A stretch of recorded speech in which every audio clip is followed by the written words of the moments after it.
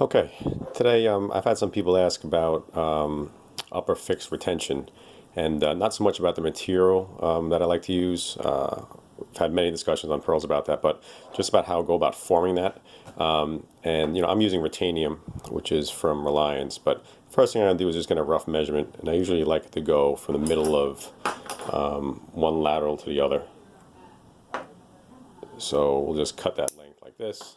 But the general shape basically always going to be the same, so it's not so much it's not really, it has to be highly customized. So I'll usually take a light wire plier, and I'm going to be holding this like a ribbon arch. So I'm holding it on the thin end here, and we're going to make a midline bend, just like this.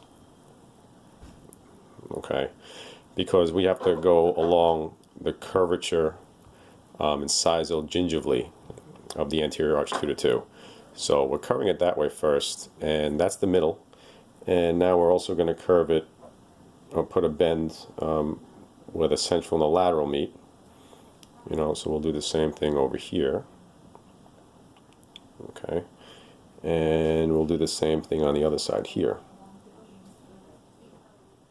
All right, usually that's about it as far as in that dimension. So now you can see we have a nice curved shape here, which usually will sit pretty good on the lingual surface, and that's without actually putting it in the mouth and doing any measurements. You're going to get a pretty nice adaptation as long as you do that and you give it a little curvature there. So now a lot of times I'll take an Explorer and I'll just push into the tooth, into the lingual surface, just to get, because it's kind of malleable, just to get it to fit better. Especially if you have marginal ridges, a lot of times I will take a round diamond burr and smooth off some of these marginal ridges just to get better adaptation. But you can see just by holding this, even with just let's fix that up a little bit there. But really just bending it in the one dimension, and then just pushing against the tooth, you can see how quickly that was. So this is a 2 minute video, and just over 2 minutes, and you can see that's adapted pretty nicely.